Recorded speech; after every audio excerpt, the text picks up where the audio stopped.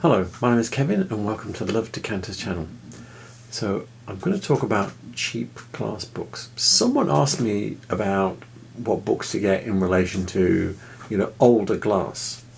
And yeah, there's a whole bunch of books that I can recommend that cost a fortune. In fact, I think I've done a review of most of them. Things like there's the two Andy McConnell decanter books. Ellen Bickerton, 18th century English drinking glasses. What else? I've written something down. British Glass, 1800 to 1914 by Charles Hadamack. The Whitefriars Museum of London book. There's also, if you want to move on a bit, in the 20th, there's Andy McConnell's 20th century, Miller's 20th century glass. There's also Charles Hadamack's 20th century glass as well. British Glass by Between the Wars by Roger Dodsworth. That's a really good book as well. And I could just go on and on, but you're already like several £100, 500 plus when I say several hundred, into it by this point. And maybe if you're starting, you don't want to be £700 in before you've even bought a piece of glass. You just want something that's going to give you some pointers and directions and get you some idea of what's going on and what you're looking for. And so what I thought, I'd start at the bottom end of the scale, show you what you can just pick up for next to nothing. And I will say, as a general rule, if you see a book about old glass and it's like £2 or £3, just buy it. Okay, you'll learn something from it anyway. Some book authors are lazy and just go straight to the museums, but they will always have something that you've not seen before. So yeah, it's worth a go. So what I'm going to do is I'm going to start picking out the book. I'm going to be stopping and starting this because I've got books all over the place here. But I'm going to start picking up books and showing you them and just saying what it is, and yeah, this is a good book or not. Okay, so I'm not going to be going through the pages or anything like that because I have quite a few books to show you, and I would like to go to bed at some point. So yeah, but it's down to you to go and check it out. And these are cheap books, so I'm not going to be leading you astray into hundreds of pounds. So yeah, and also the other caveat I'm going to put on this is older books. Okay, older books sometimes have the dates wrong and sometimes have wrong attributions. So just thought I'd put that out there because yeah, I see mistakes in them, but I'm comparing them to new books, to online catalogues that I have access to. When these guys wrote these books, they didn't have any of that. The in-depth research that other people were doing and done since then, they don't have access to that. They don't have access to any online stuff like we do now. They were just going down the library or whatever, or relying on what was in their brains from being glass dealers or working somewhere that dealt with glass or whatever. Or they might be museum curators, but then they only had access to what was in their museum, not to all of them. But anyway, with that said, let's get on and have a look at the first book I want to show you. So the first book I'm going to show you is Glass Through the Ages by E. Barrington Haynes. Okay, so there are two versions of this book. This is the one you want. There is another one with a different cover, which is the same as this one, but it says 96 plates. This is the original one. You can actually see, yeah, this has got 64 plates. This one's got 96. Basically, what I'm telling you is that bit in the middle with the pictures, there's 50% more. Yeah, so get this one. I've just looked on eBay. There's one of these for £1 plus postage. But yeah, these are like, there's one of these on for £3.99. Okay, and there's others, so they're all under £10. If there's one more than £10, they're trying to rip you off. But yeah, and it's got a lot of, it's got 96 plates in it, and it does start the really old stuff, but it works its way through the Georgian stuff, and it goes a little bit Victorian, but not very much. Or goes a bit post 1800, but it is for older glass, okay? Because this is not a new book, but yeah, it's for, you know, a cheap book. If you see one of these when you're out and about for £1, get it, because you know I've seen the stuff in these for £1, you know. So if you learn this stuff, you'll then go, oh yeah, I too can pick up a bargain for almost nothing. So yeah, this is why you need to know as wide a field as possible. You may see things for £1 and get it wrong, but it's only £1. But when you get it right, yeah, it's worth it. So the next thing we want to show you is Shire booklets. Dun, dun, dun. So this one is by Ellen Bickerton. Ellen Bickerton did the 18th century English drinking glasses, and this one is called English Drinking Glasses 1675 to 1625. Yeah, and it's just like a little abbreviation with some of the same pictures in it, but it's not big, but it has got a lot of pictures. So yeah, good. The big book is like the Bible, and this is just like a little footnote for the Bible. And yeah, and these are Shire books. This one is Decanters by David Leigh, and yeah, I have, because I'm a bit of a decanter bod, I have some disputes with this little booklet, but then it does have it again, it's a booklet, but it's well illustrated, and when you're out and about going to antiques and centres and things, you can pick these up for a couple of quid. So worth doing. It's not even worth going on eBay and looking for them. Just go to antique centres and they'll have a bunch of Shire books, and if you be persistent, you'll find these ones. So worth doing that. I'm going to do a bit of the 20th century on the cheap now. It's the Miller's Guides. I've got one on here on it's called Popular Glass, which is mainly pressed stuff. Then you've got one on the 50s and 60s and one on the 20s and 30s. And I gotta say, these are not my favourite books. They're okay. They're okay. Something about the formatting, I think they could have got more glass in them somehow, I think, compared to the Shire books for the thickness of them. But they do have marks on the back, so the marks that you see on the glass, and that can help you date them. Just so if you've got a mark on something, you know, if it says web made in England, you can look it up in here, find out what years that was, you know, so handy from that point of view. But yeah, they're okay. So if you see these for a £5 or something, yeah, they're worth a pop.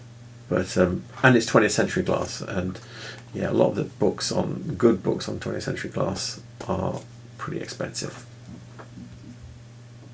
Oh, I have to say though, sometimes you can see Andy McConnell's Miller's 20th century glass book for, you know, the £20 odd mark, so you're getting a little bit up there, but that is a stonking book for that money if you can get it. So I do see them sometimes, and yeah, that is sort of like, of those, this is a substantial book, that one is one that's, you know, a bargain. The book we're looking at now is blank cover, English and Irish Glass by Geoffrey Wills. Now, my copy cost me £5. It's a discarded library book. See the price there. And it's kind of like made out of magazines, and but it's nicely illustrated. It's got a lot of pages in it, and it does cover a wide range of things. And what's funny is he does some modern glass in the back, because obviously, and on the back here he's got like a Dartington daisy vase, and yeah, this is how I learned about Whitefriars, modern glass. Yeah, so yeah, that was modern when this book was made, but most of this book is Georgian and Victorian glass. So it's a decent book, and I paid £5 for it, and I think you can still get it for £5. So yeah, it's a decent book. It does have some mistakes in it, but not enough to put you off. The next book we're looking at is this one here, English Drinking Glasses by Ronald Gabriel. Now this is from the same series of book as the bottles and decanters one that we're looking at, and yeah, similar format and everything, and it's similar. And I have to say something about the other book and this one. Okay, so there are a few museum pieces in here, but like this has a couple from the Victorian Albert, but a lot of them are from Liverpool Museum, which you don't see, and the bulk of this stuff seems to have come from a couple of collectors, and it's the same with the other one. There's a lot of stuff that's from collectors, which means that you don't see them in other books. Okay, so that is a nice thing about these ones, is that you can buy sort of like random books, and a lot of them it's just straight out of the museum. A lot of it's straight out of you know, stock pictures from Royal Albert Museum, you know, Victorian Albert Museum, whatever. But these two are not, so they're very nice from that point of view, and yeah, cheap. So when I started collecting decanters, this was my go-to book, English Bottles and Decanters, 1650 to 1900 by Derek C. Davis.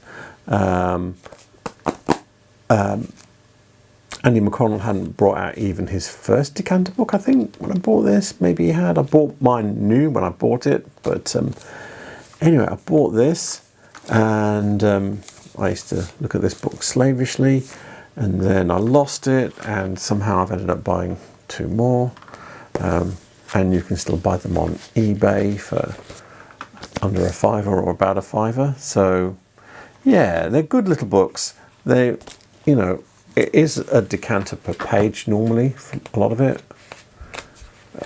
If I can get to the where the pages, where the bottles and stuff is. But he doesn't labour on any particular one. He switches between types and shapes quite nicely. So yeah, it's decent from that point of view. You get like one example of each kind of thing, as opposed to, oh, there's a whole bunch of the same, and then you don't really get that range. So it's nice from that point of view. I'm going to do another book by Derek C. Davis. It's called Glass for Collectors, and it's a little Hamlin paperback. You can see the little dots down the back, and it's a funny book in that it's illustrated with drawings like this. Can you see? And yeah, so I think Derek C. Davis is a nice writer. He writes, you know, how can I say, just easy reading, yeah.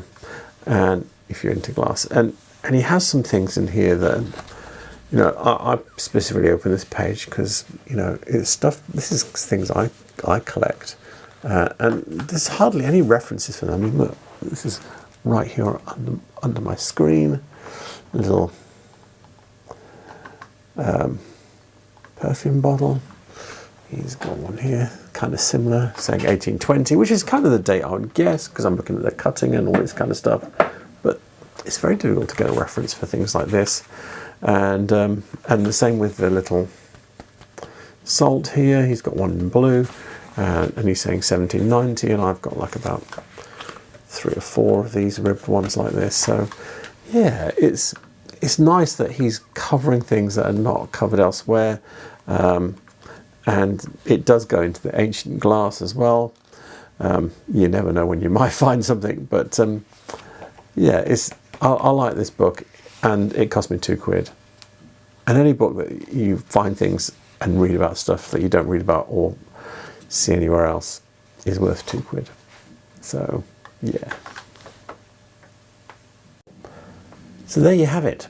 Those are the books I'm going to do. I will list all of them in the description below, and then, you know, take your chances.